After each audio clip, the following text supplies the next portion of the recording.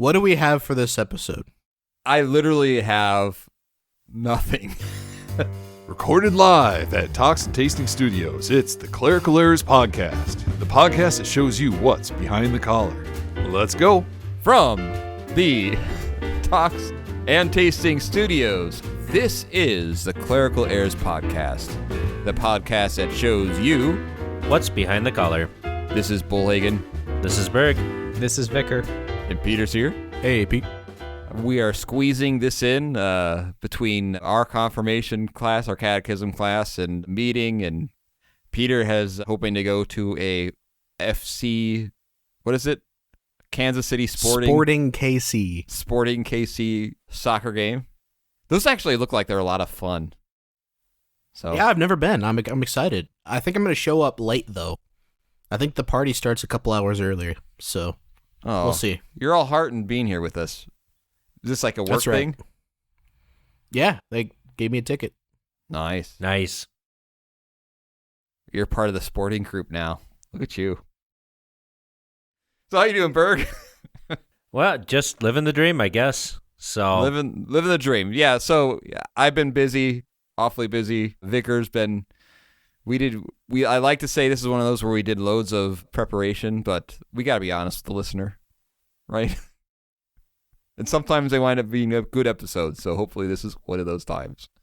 So I'm going to be actually gone. I'll be at a wedding. Shout out to my good friend Haugen, whose son is getting married this weekend in Cleveland. So nice. Going to Cleveland. Yeah, my supervisor's leaving me on week 5. That's right. In the capable hands. Yep. Sending him out here and to the vacancy church. So, yeah, this is your first time leading Matins. So yeah, surprisingly. I mean, a lot of times they assign people Matins at the seminary, but I got morning prayer for whatever reason, and they just let me do it twice, and I guess I haven't done it since. So yeah. I don't know if that means I don't need practice or they didn't like me. Right. Oh, well, I do have some paperwork, but it's not for podcast. Yeah, I mean, let's be honest. I mean, it's just neglect.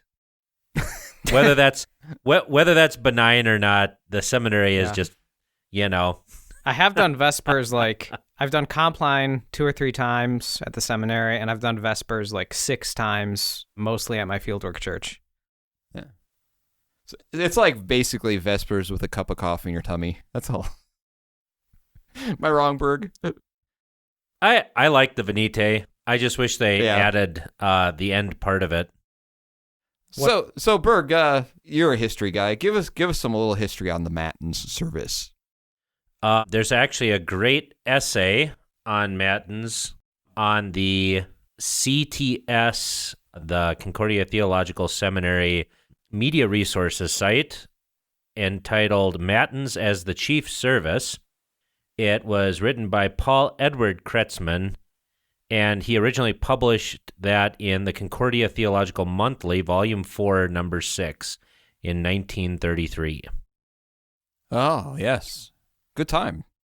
And he goes through Matins as the chief service, and he actually argues that we shouldn't actually be doing what Vicar's going to be doing.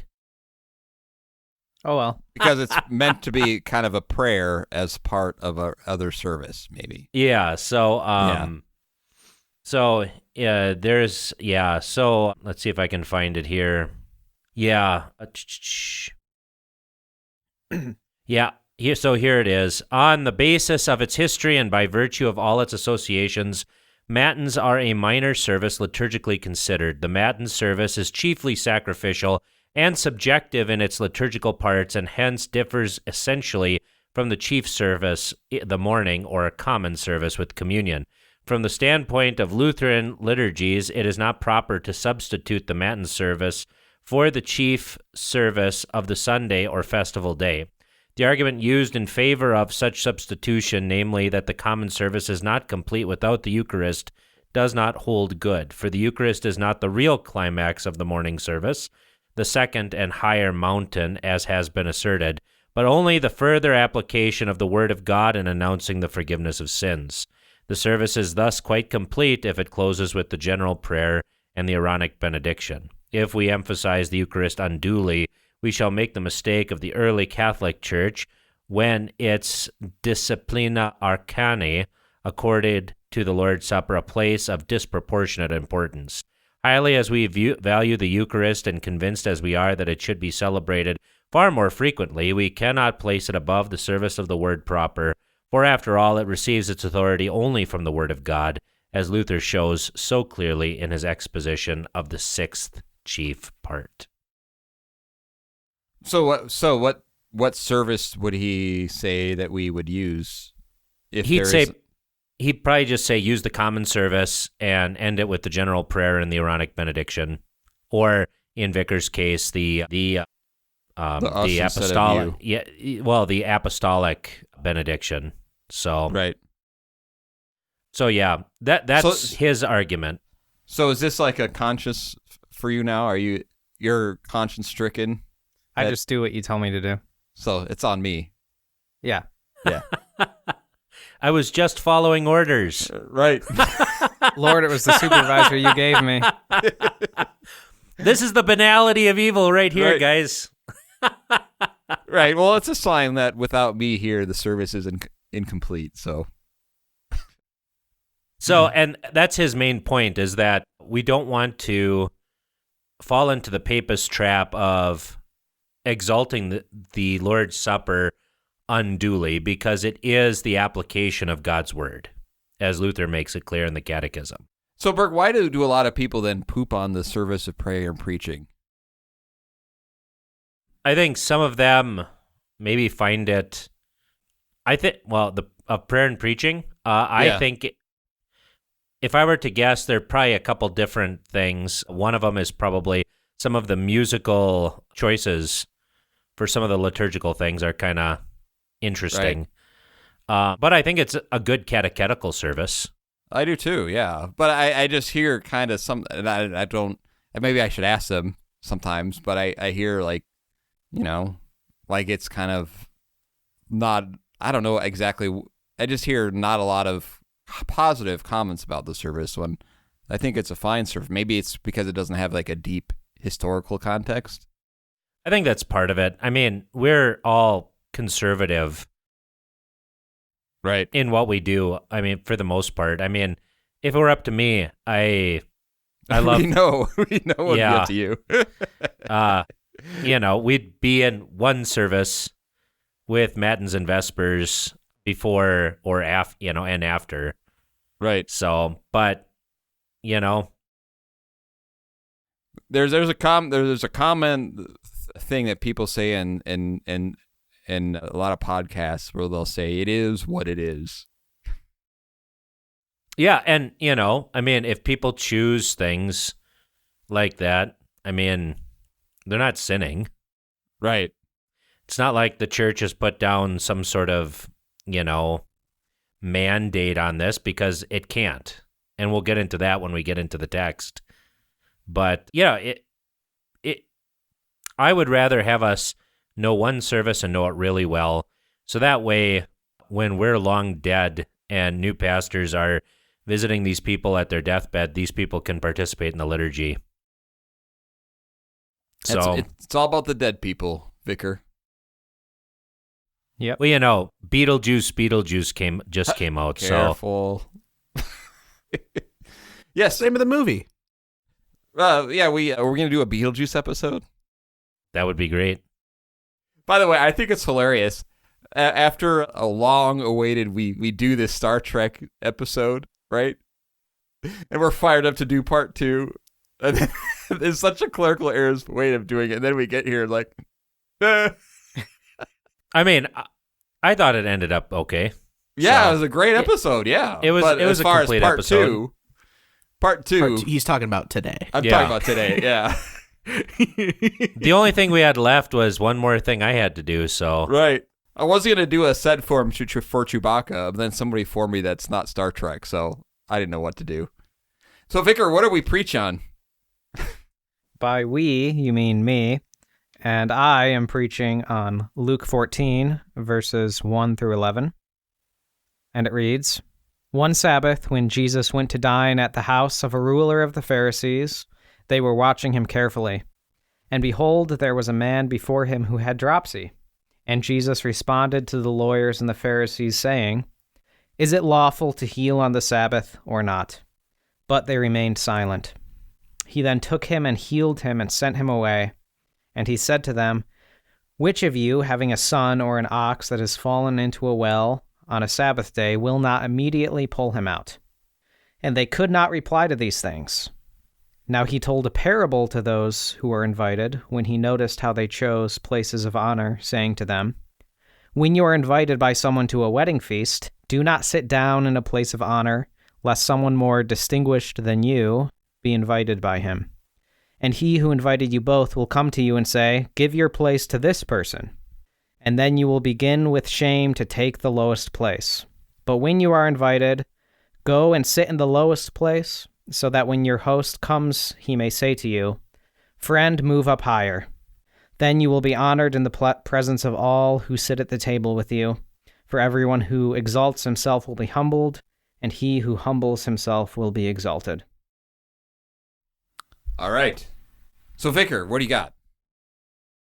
Well, in my sermon, I am kind of taking this route of our vocations in life, and that, he who humbles himself will be exalted, because just the nature of flesh, we all want, the honor that's due to us, and we want to be recognized for the work that we do, but that's not the way that it works in the kingdom of God. And you see that, in Christ's example, he takes the lowest place in this reading by healing the one with dropsy, and and admonishing the Pharisees, who, I get, my take on it is the Pharisees are, it seems as though they've probably invited Jesus, and not because they humbled themselves before him to confess their sins, but maybe they want to be around the in vogue teacher that everyone was talking about, and they're kind of keeping an eye on him to see what he's going to do. So they're kind of the arrogant ones, and they're not the one who receives the blessing from him, or any sort of act of healing. Right. Instead, the least of these, the one with dropsy is exalted and lifted up, but the Pharisees, who are arrogant, watching him, trying to judge the Lord of the Sabbath, right? He corrects them, and then they're humbled in his presence, and they're humbled in his act of humbling himself by healing this person, Right. And it's especially helpful, I think, to look at this in light of the cross, because that's kind of the greatest humiliation that Christ endured. He humbled himself to be born of a virgin. He humbled himself to be hungry and tempted in the wilderness.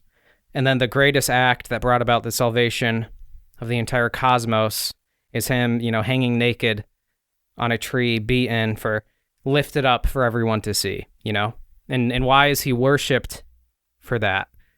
Because he saved sinners in it, and like you see in Revelation, he's worshipped as the Lamb, standing as having been slain before the throne.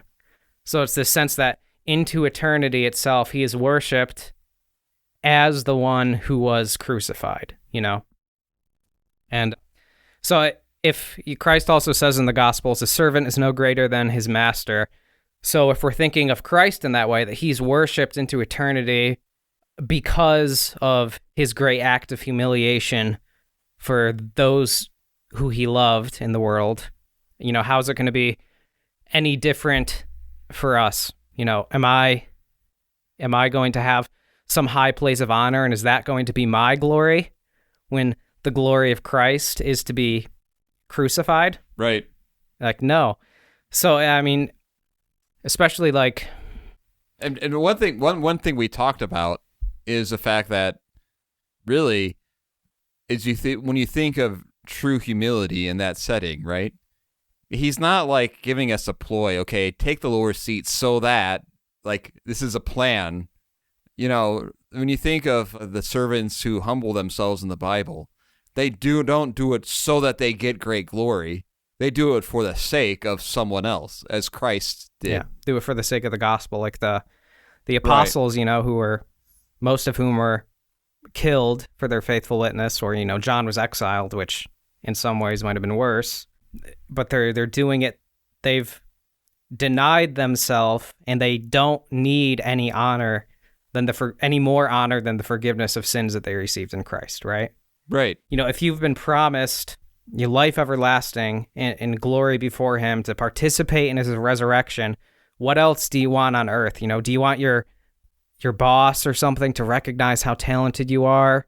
Do you want to become like the greatest expert in your field? I mean, maybe you could be, and maybe it wouldn't be wrong if you were, but like, even if you aren't, what does it matter, Right. And sometimes, like, just one example, women who are mothers might sometimes feel like, oh, if I could have been, I could have been a doctor or something, but now I'm at home raising children or whatever. Right. First of all, I'd argue that is a greater place of honor to begin with. But, even if it wasn't, Right. You serving your neighbor in that vocation, that becomes your glory, Right. Because you're as a mother, that's a perfect example. You're not actually thinking of all the glory this will bring you. You're actually thinking of someone else. Think of your children, like the Virgin Mary, She says, "Oh yeah, all generations will call me blessed," and when she says that, she considers all the people who ultimately will call her blessed because of salvation that they'll receive. Yeah, through what God is doing, right? Through the fruit of her womb. Yeah, but like, you look at the immediate context of that. Joseph wants to divorce her because he just assumes that. Unless the angel hadn't told him, all of us would just assume, oh yeah, this child was obviously conceived in sin. And I think it's in the Gospel of John when Jesus is talking to, I think, some Jews or something that are disagreeing with him. They're like, oh, we have not been begotten out of sexual immorality. And it's kind of hinting at the fact that, they're kind of poking at Jesus, saying, you're a bastard child, imagine living with that reputation as his mother. And yet nowadays that gives you a step up in the world, actually.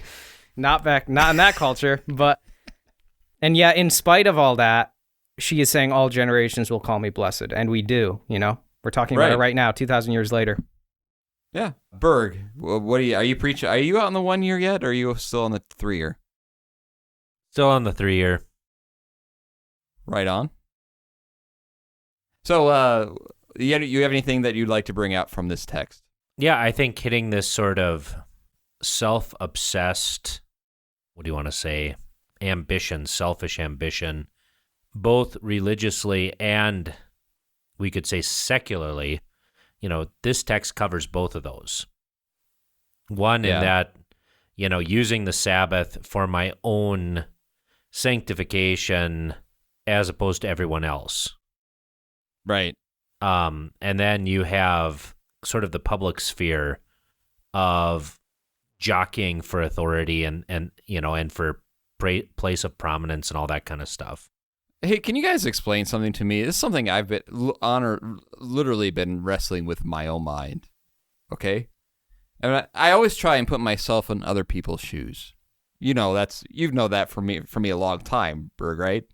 Yep. Like that's like, oh, so I always try to explain, well, if someone, what are they thinking about? Like, what is their perspective? Because especially when we're dealing with Christians, I think sometimes we do want the same thing. But one thing I just don't understand is, why do we always, I guess for me, because I'm not generally wired this way, what is it in humanity that just has this deep desire to be offended all the time? Like, you know what I mean? Self-justification is what it is.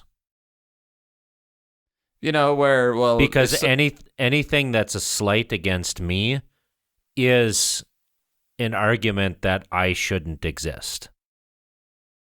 Right. Even when it's like, because people, the majority of the people nowadays are not very eloquent, and they're going to say things wrong.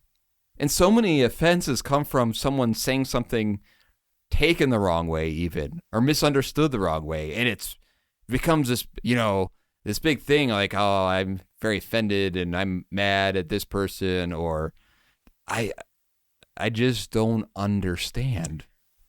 Well, it kind of goes to their I mean, sin is to see yourself as your own God.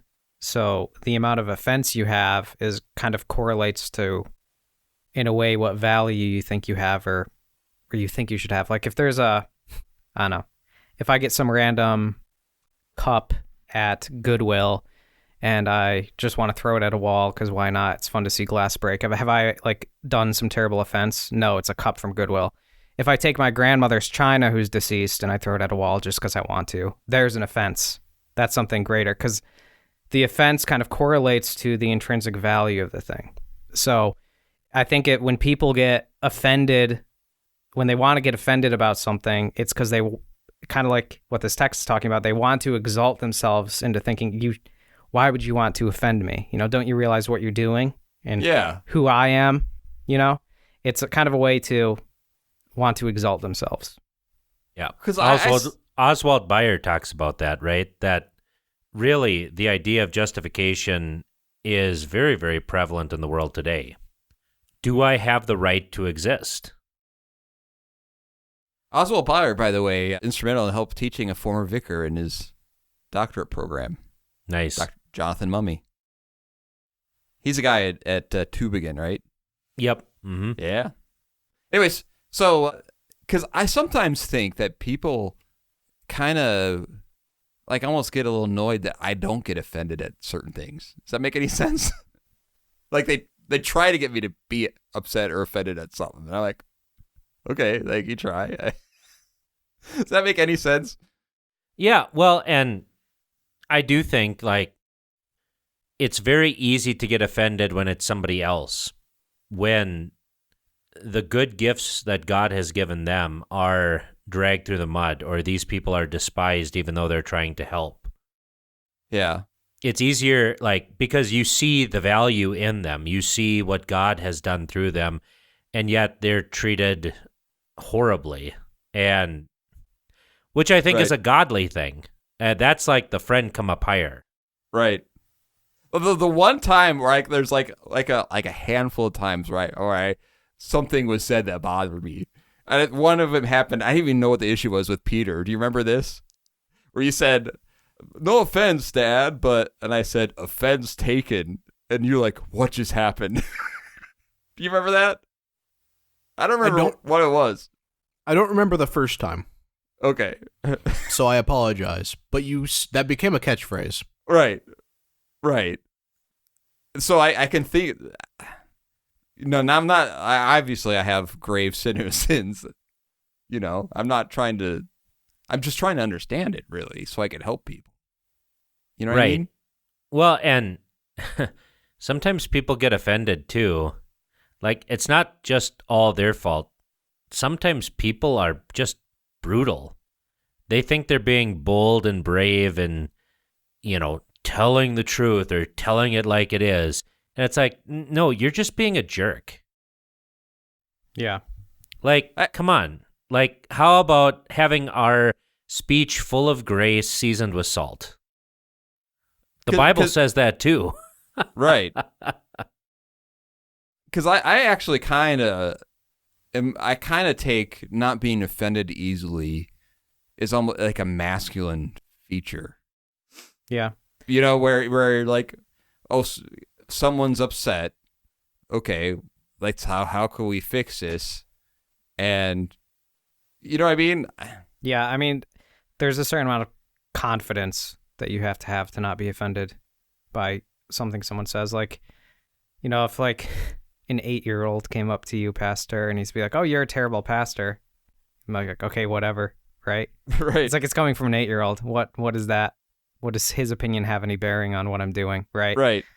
So to not be offended at like people's things people say, their opinions of you, there is a certain amount of maturity that, what they actually think doesn't change anything in a way, Right. And I would say too, the 8th commandment really helps you not be as offended at things because, like, if you're taking the best construction, right, something that you could be offended at and say, well, I'm going to take it to mean this way, perhaps. Maybe. I mean, the other side of it, too, is, especially for us who are in a public office, I mean, let's be honest, a bad reputation hurts our ministry. That's true, yeah.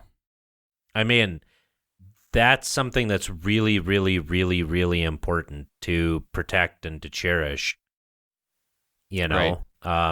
because once your good name is ruined, it's pretty hard to do anything in an area. Right.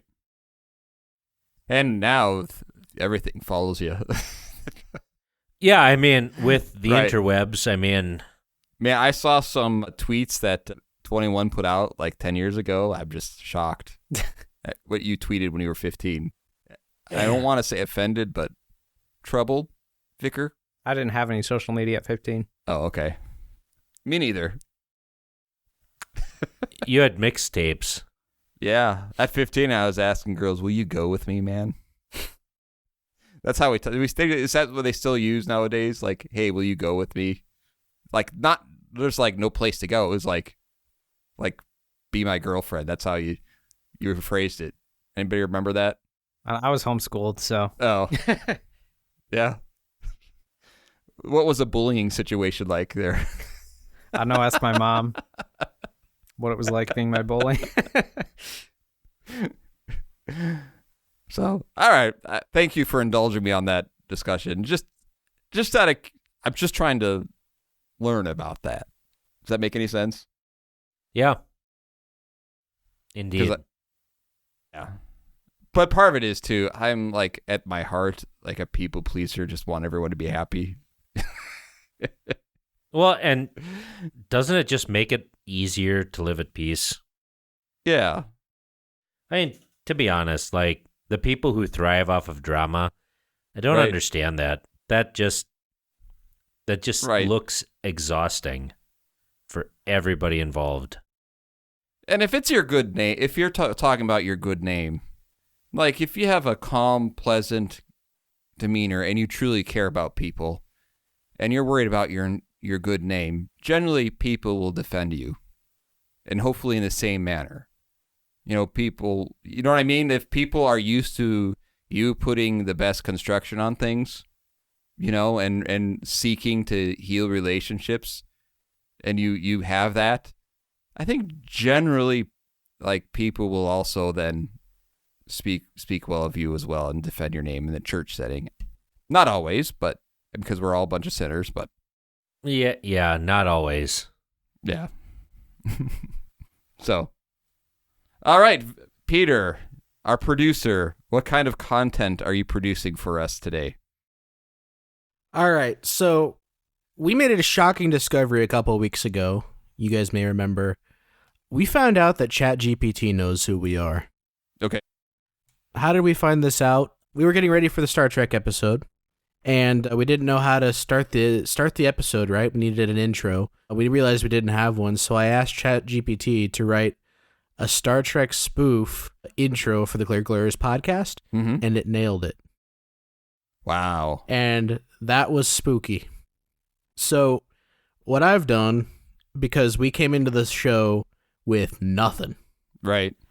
Maybe ChatGPT can send us an email with a question, because I'm offended that our listeners don't send in any more emails and questions. I asked Offended, ChatGPT to write an Ash Wednesday sermon today. Oh, did you? Yeah, because I had sent that piece of one of mine to Pastor Berg Uh-huh. in German for whatever reason that I'm not going to say on the podcast.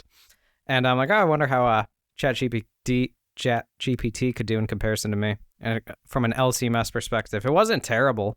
Well, didn't we one time have like a contest of who could write a better sermon, GPT, and I'm trying, Pete, and the vicar? Yeah, I think we did at some point. Yeah. But AI has come a long way. So I'll do it What again. I I did- can still beat it. Oh, you're confident. Now I'm confident.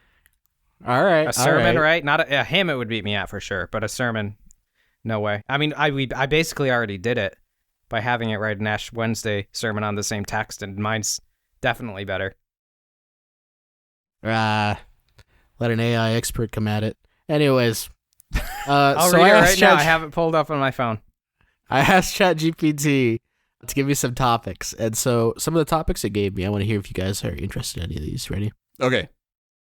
The Unwritten Rules of Lutheran Fellowship. Ooh. Discuss the unspoken guidelines that every Lutheran seems to know, like who sits where in the church or proper etiquette for potlucks. All right.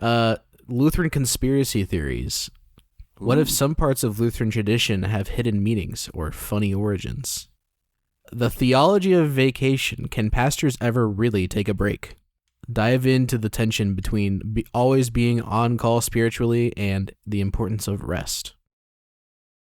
All right. Any of those appeal to you, Berg? You choose. All right. Let's do what was the first one? The Unwritten Rules of Lutheran Fellowship. The Unwritten Rules of Lutheran Fellowship. Yeah, and this isn't spiritual fellowship like with the Lord's Supper. No. This is like hanging out together. Right. I would say... Taking the lower seat. This could be... Friend, come up higher. This could be helpful for me as someone who didn't grow up Lutheran. Maybe I'll learn something. I'll start. I'll start with I'll call it the unwritten, because I don't think much has been written about it. The unwritten paradigm shift in Lutheran fellowship. All right. And this is what it is. Specifically, I'm really referring to small town ministry. Okay? All right. So, if you were to talk to people who are in their 80s, for example, and they understand the fellowship within the church as being different than the way people do now. So they grew up where kind of the heart and center of their social life was the church. So Walther League was the church. We used to have a senior group where they would meet and they'd have meals and they'd play games and have activities and all sorts of stuff, because that was kind of their social life was kind of around the church. And so any kind of special activities, any kind of social things.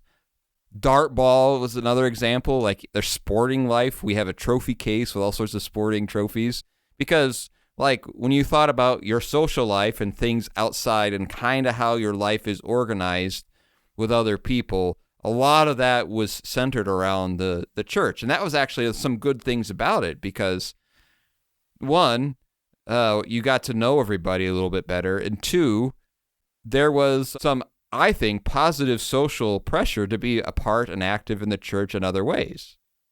And so what has been the paradigm shift? Well, it started out, I would say, as a wide way, like generally, right? If there's an event, is there something at the church? And this has, in a way, it really has hurt like youth activities as well, because like the center shifted, I'm not sure when, but from the church to the school system. And so kind of what organizes a lot of people's mind when it comes to those things is school activities. And that tends to the way people think more. And by and large, social activity within churches are kind of dipping downward and downward, where people don't have time or the energy and all sorts of things, because we have all this whole other social life and calendar. And I think part of it is, as people have gotten away from the church, it's not as inclusive, perhaps. But when you talk to people who are older and how they found wives, and how there was almost like a social network within the Walther League where people would just knew each other, like people all over Iowa like knew from a youth level each other in a weird way, or people would know even through this all over the place from dart ball. Not that had anything to do with the gospel, but there was a connection where people use that to make connections with other Lutherans, I think, even though it kind of got away from itself that there are a lot of positive things. But like if we tried to do a dart ball now, you wouldn't be able to get anybody to time things out in a way that was helpful, or you know what I mean? What do you guys think? Vicar, I don't know. You're kind of new to this, so you wouldn't understand some of this. Where I'm from on the East Coast, at least the area that I'm from, I do also see how it's, I don't know what it was like in years past, but for me as a new convert to Lutheranism, I drive 45 minutes to church. Another one of the only younger families in the congregation drives another 45 minutes from the other direction.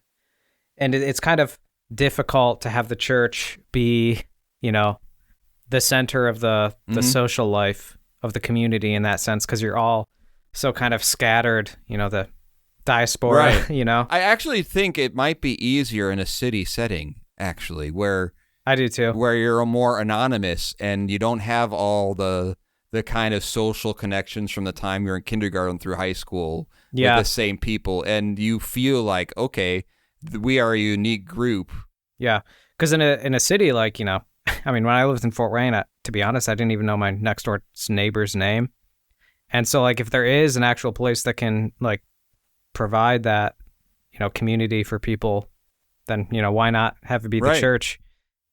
And I would say, too, this is something that has been very difficult for a lot of Lutheran schools in small towns. There's a pressure. Well, you don't want to miss out on the heartbeat of the community. Yeah. Right? Or if you really want to offend your small town, you tell them that you're going to homeschool your kids. Like, you don't think that our community is, like the pinnacle, the height of what we have to offer is good enough for your kids? How offensive. What do you think, Berg, about my theory of this social stuff? Yeah, I mean, I think it's actually a very easy answer. I mean, you look at kids, how much time do they spend at school every day? Yeah. And who what, 8 hours, 5 days a week? How much time do they spend at church? 3, if you're lucky. If you're lucky. Like, that's really pushing it, right? Mm-hmm. So, okay, you're looking at 40 hours at the schools and maybe 3 hours. I mean, obviously the schools are going to win out. They hang out with those kids. This is why we always had our own schools as Lutherans. We always did. It really is a generational thing, when we think of, like, this, you talk about sports and activities. I like sports. I'm not poo-pooing the idea of sports in the proper place. I know you. Yeah. Deep down, you're just trying to gut it. Yeah. Did I ever tell you, Berg, that I, you kind of are, my athletic prowess a little bit, right? Not like a notable athlete in my mind. I haven't, like I said before, an urban flair. State champion at the Iowa games and shot put and long jump. Peter's my witness. But so I do like sports, but I have a distinction that I don't know how many people can make. My 7th and 8th grade year, I went to a Lutheran grade school that had tryouts for their basketball team. I was not good enough in basketball to play basketball at a Lutheran grade school. Oofda. Whoa. Yeah. Oofda. I wanted to play for a Lutheran grade school. They said, no, you and these 5 other boys, you don't even get to come to practice. You can come watch our games. Not enough uniforms. We're not going to do this A team, B team, Yep, I know you like basketball. Keep practicing, son. Isn't that weird? Do you find that shocking? And then he was a fixture on the Kingsmen. Yeah. Beat St. Louis twice. I dunked on their faces. Well, I mean, we did do some of that kind of stuff with talks and tastings back in the day. Yeah. Trying to bring some of that back. But I want to bring some of it back, but it's just, it's behind the collar, some of those things can just be so demotivating because you spend so much time trying to put energy in just getting people interested in it. Yeah. That it's like that the passion to do certain things just isn't always there. Well, people are going to have to choose, Yeah. At some point, because, I mean, what are you going to do? Are you going to send your kid to a public school where kids identify as cats and they put kitty litter in the bathrooms? They've talked about that here in Lander. It is crazy. So that's the thing. It's like either we provide some sort of social structure for people, because people aren't just spiritual beings. They can't spend 4 to 5 hours in church. They actually have to, do fun things every once in a while. And if the church wants to be that, then the church actually has to do stuff like that. Right. Because, yeah, of course, if they spend 40 hours a week at the public school, of course they're going to be more comfortable there. Yeah. You know exactly what they're going to do. Your discussion just made like all these connections came together in my head. You brought up the litter box cat thing. Yeah. I think they solved the problem in Springfield, Ohio. You got there before I could. But What do you think? No comment. Like, I wouldn't be wearing a cat suit there. I would anyways, but. Yeah, what'd you hear? Can we talk about that?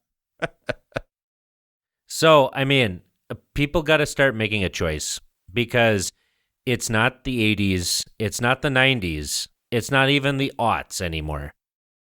Yeah. Like, it is crazy. You have drag queens reading books to children.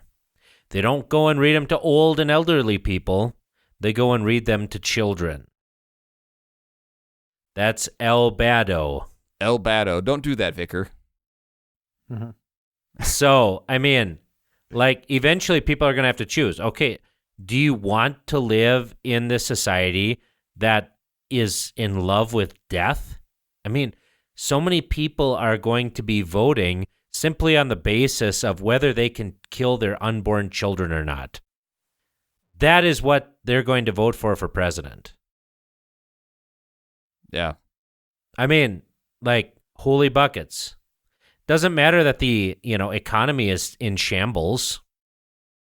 Yeah. It doesn't matter that we're involved in terrible wars, but oh no, I want to be able to kill my babies.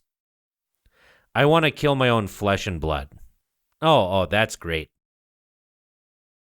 So, You got any jokes about this, Vicar? None that I should say. I mean, eventually, and my whole point is you got to separate yourself from the society. It's, in some way, shape, or form. You actually, I'm not saying that you can't deal with these people or, like Peter does, go to their homes, work on their interwebs, all that kind of stuff. So I will say, I will ask Hannah, because I brought up this with, understanding maybe this is different in a city setting. I would like to maybe Hannah chime in, because she lives in a city, more of an urban center. How is this different from what I've said about the school being the center of things? How is the church, the social life, and the kind of that understanding different in that? Although she's part of a university school too, the university chapel there, maybe that has something to do with it. So Hannah, help me understand that if it is a different setting than what I kind of experience and what a lot of pastors experience in small town life. Well, and if anyone out there ever wants to move to Wyoming, I'm sure we can get some lots in Embleton, for example. Okay. What kind of litter boxes you get? No. Okay. Nope. No cats allowed. They're gross. This is why a lot of the old Scottish mottos were, touch the cat, not the glove, because cats had rabies, and so you didn't want to touch them without your glove on. So, well, when people ask, "Well, my dog be in heaven?" I give the if you need your dog to be happy, your dog will be happy, kind of a dishonest. Well, why don't you like, play. respond with Revelation 22? But the dogs and the sorcerers and the sexually immoral are left outside. Dogs don't go to heaven. Bible says so. Game, set, match. But my answer is but cats. Yeah. So dogs are equated with the sexually immoral. Yep. And sorcerers. Which I will say, our dog Norman, we got him when he was 9 years old from a puppy mill. He's probably in that category. In fact, I was offended, that poor dog, okay? He probably has like 480 pups out there. No one called on Father's Day for him. Not one. Like all those, like hundreds. Poor guy. A little 10-pounder doing his work. Not one card, not one call. I don't know. See, now I am getting offended for Norman. There you go. Your response, Vicar. Yeah, anyway. Let's talk about potlucks. All right. I was just going to say, so here's the thing, right? I also asked ChatGPT to give me its top 12 unwritten rules. Peter, play the intro. Enough nonsense. It's time for Bullhagen's Top 12. All right, so this is ChatGPT's top 12 unwritten Lutheran rules for the Clerical Errors podcast. Number 12. The Jell-O salad mystery. It's a time-honored tradition to always bring a Jell-O salad to the potluck, but no one ever admits to being the one who brought it. It just appears.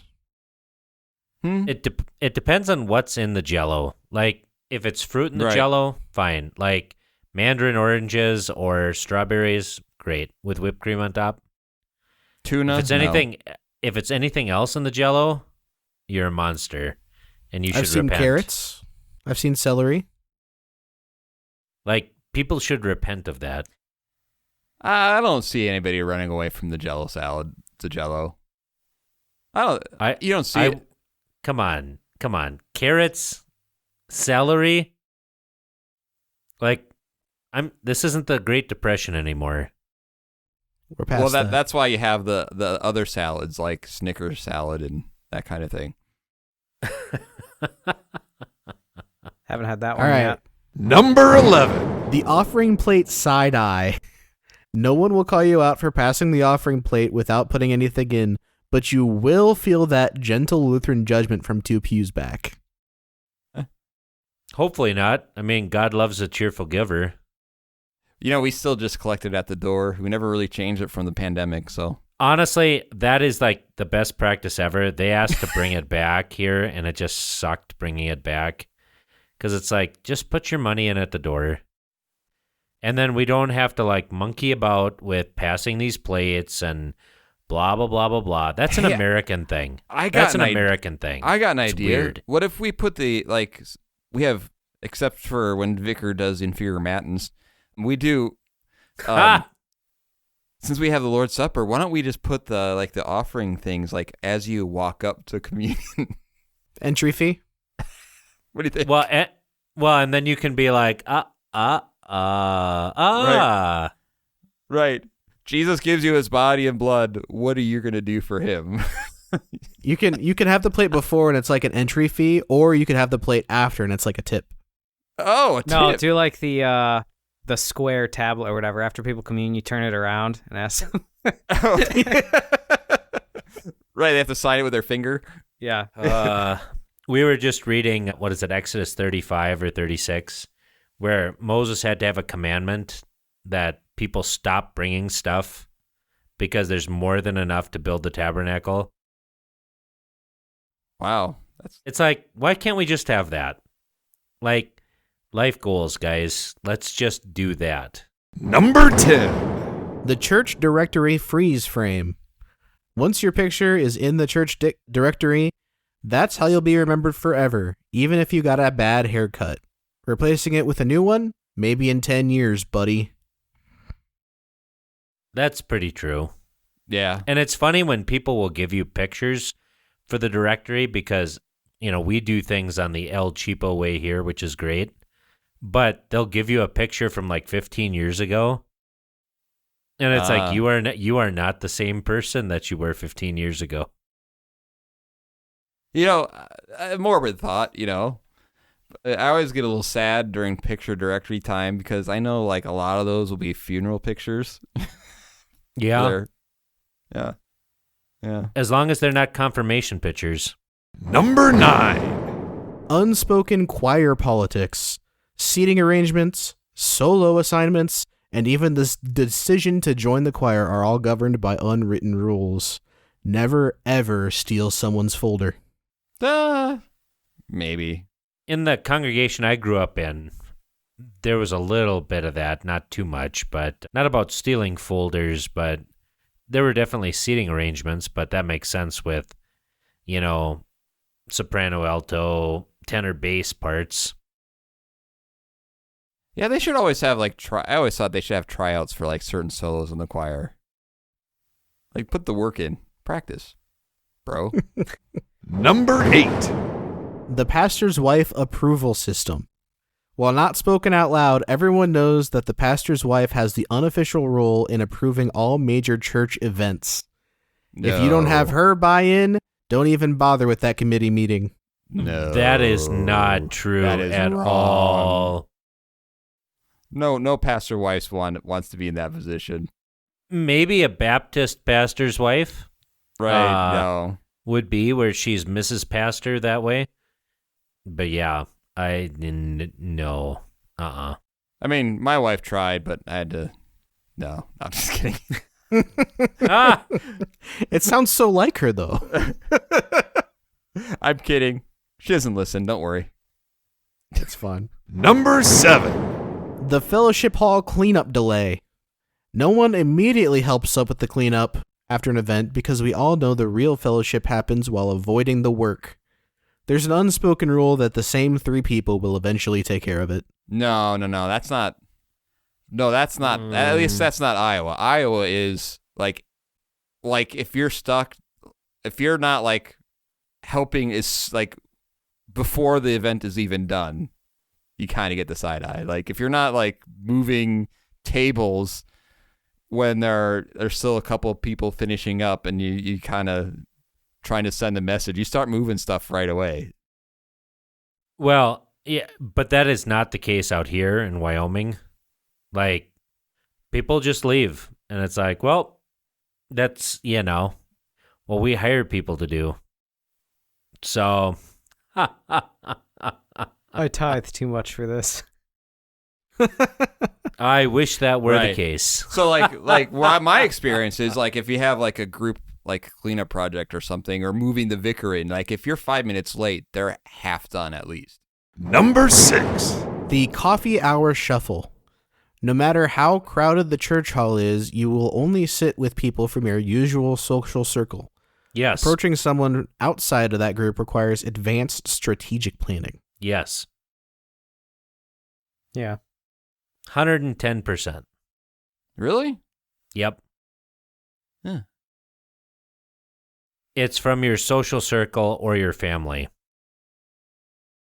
So if that is, break out of it. Let's not. We don't. We And don't need cliquey churches.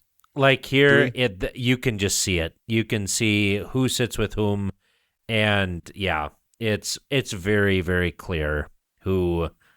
Yeah. Yeah, I don't know. Maybe I'm just The only one who goes I from don't know group this to ad. group is me. And I make a conscious effort. I think doesn't that just come naturally though for you to just like want to just talk to everybody and. I don't think people realize the sacrifice it takes. Right. So, All right. Number it comes 5. it comes natural to me. But I'm weird. well, that's good. No, you're not weird. It's just you have a different. Vicar thinks I'm weird sometimes. Like You have a see me different at- deal. I walk through the grocery store like I'm a rock star, don't I? Sure. Yeah. I don't know what it Oh, is. you guys go to the grocery store together, and like every second person goes, "Oh, hey, Carl." Right, that kind of takes people aback. Number 5. The casserole to salad ratio. There's a delicate balance of casseroles and salads at every potluck, and everyone instinctively knows when the ratio is off. If there's too much salad, people will be silently disappointed. I agree. There is one, and nobody ever plans it. Right.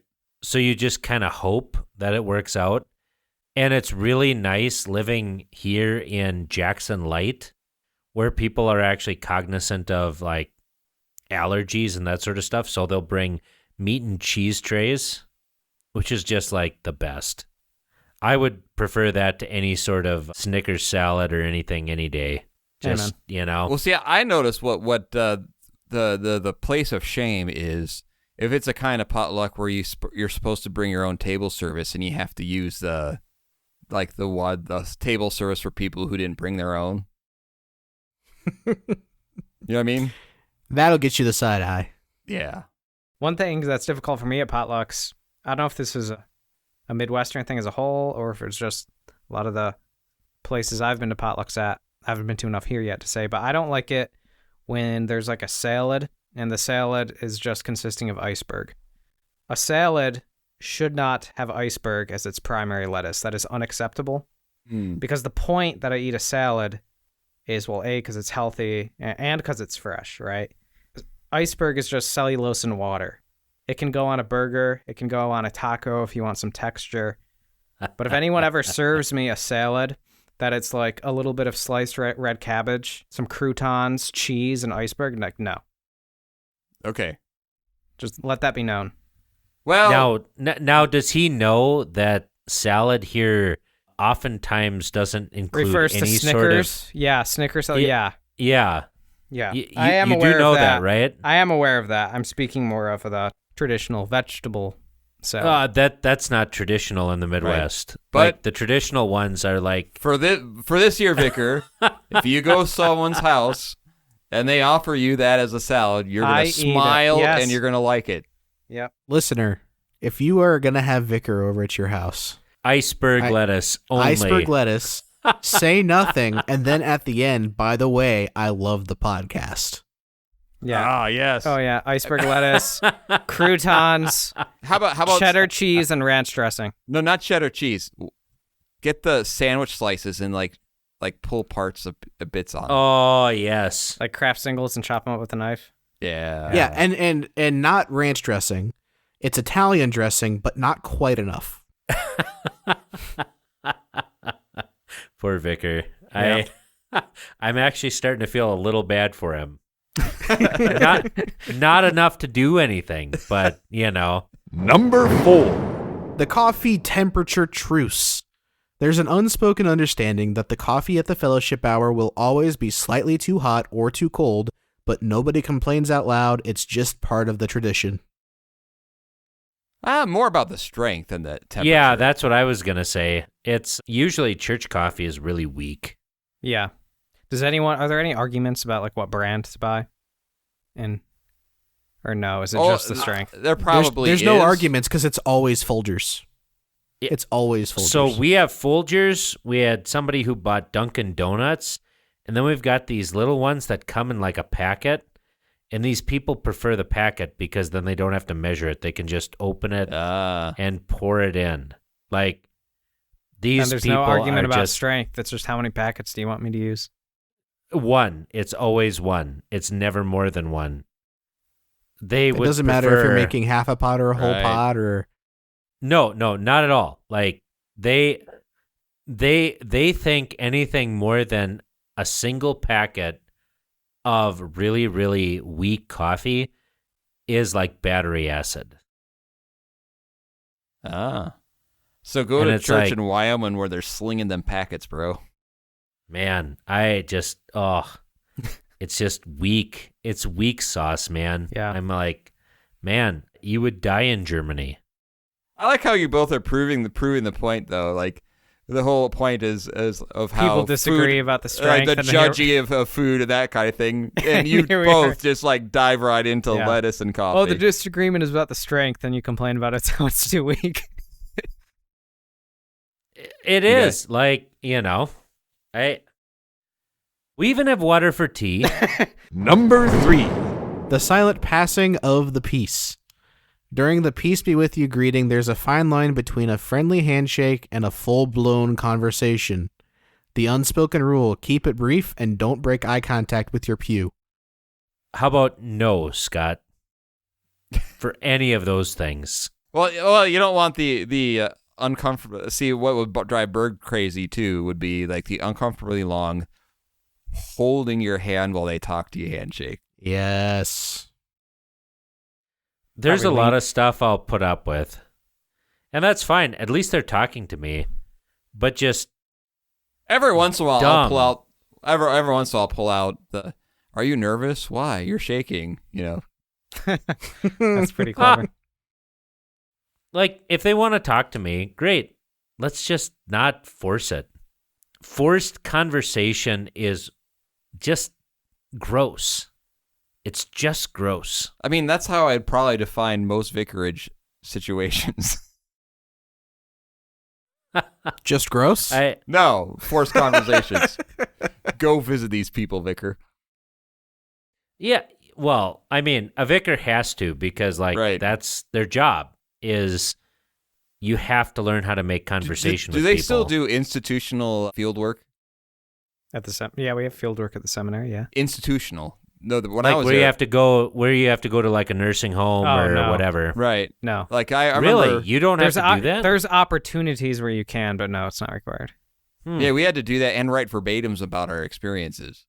That's what we had to do too when I was there. So Did you have to write stuff about your fieldwork too? Because we just have a form we fill out. I don't remember. I think so. I had a lot of fun at my fieldwork congregation. I loved it.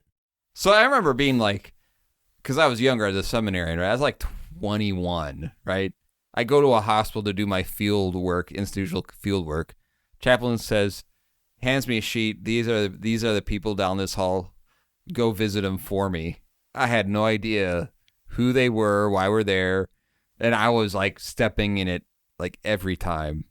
Like I remember asking, so when are you going out, getting out? And they're like, no, yeah. Oh, okay. Ah, You got any prayer requests, you know? And I look young for my age. Like, probably like, who is this rando 16-year-old like wandering the hospital halls? Asking inappropriate questions. When are you Well- going to get out of here? I don't know, maybe 2 weeks. but that's the only way you learn, right? Yeah. Is to actually have those, interactions. When are you going to get out of here? I don't have long. Ah, Number 2. The 5-minute late rule. The official service time might be 10 a.m., but in true Lutheran fashion, if arriving at 10:05 is perfectly acceptable, but show up too early, people might think you're trying too hard. Opposite. I start my service at 9:30 on the dot. Yeah, if you start And- letting it slide, Yeah, then so everyone's like going to start showing up later. because if we're 5 minutes late, we're already through like the confession of sins by that time. First hymn and confession of sins. Now, there is an unwritten rule of certain pastors of getting to the winkle like right after the sermon of the opening service. I find that offensive. It's like we all have watches. Like show up on time. Yeah, Do you know what? I send out the yeah. schedule for the winkles, like email, and I get like all these texts like, hey, like, are we doing winkles? Like, when are they? Like, did you check your email? Dude, was it? this is why I love what we do here in Wyoming. Every other month, but we stay overnight. Ah, Because there's more camaraderie, there's more trust, you have more time.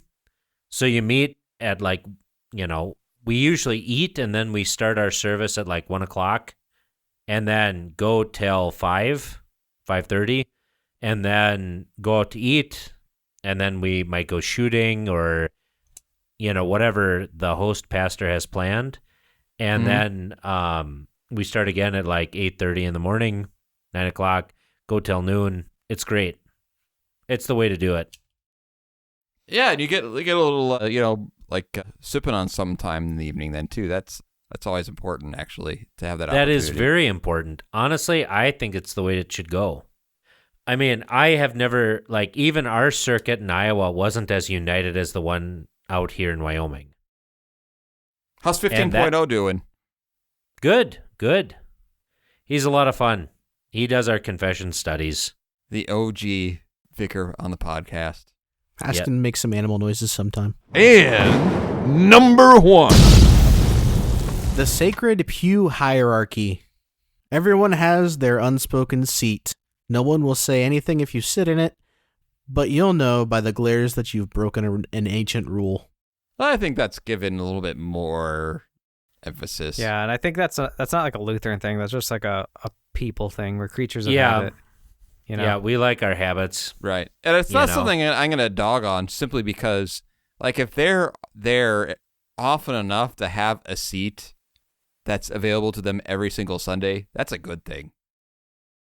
Yeah. And especially if you want to see I when someone's- honestly wish that we would have more of that. Right. Where people would come into our churches and not know that, It helps me recognize sometimes who's not there. if you want to see how someone's reacting in a sermon, if they, Right. wear their response on their sleeve, you can look at them. Right. Yeah, because, if you've preached in a place a long time, you know where to look even sometimes, that's when you look at them and go and this is for you. Right. Well, All right, I need that's our top to 12. get going here. Yep. Vicar, if they want to give us a question so we have something to talk about next week, where can they get a hold of us? You can email us at At me, bro. feedback@clericalerrors.org. We have a Facebook page, facebook.com/clericalerrorspodcast. We have an X X me, bro. at It's clerical actually errors at clerical errors P for podcast. bro. And we have a Patreon at patreon.com/clerical errors. We never heard back podcast. from our Patreon member. Yeah, I'm not just going to offer up the high Q. You got to tell me, okay? All right. All right. Thank you for joining us for our Star Trek Part 2 episode. Thank you for listening. This is Bullhagen. This is Berg. This is Vicar. And may your offense be noted. Thank you for joining us. This podcast is available on iTunes, Google Play, Spotify, or wherever else you get your podcasts. Questions, thoughts, concerns? You can contact us on Facebook at facebook.com/clericalerrorspodcast, on Twitter @clericalerrorsp for podcast, or email us at feedback@clericalerrors.org. Thanks for listening to Clerical Errors. See you next time.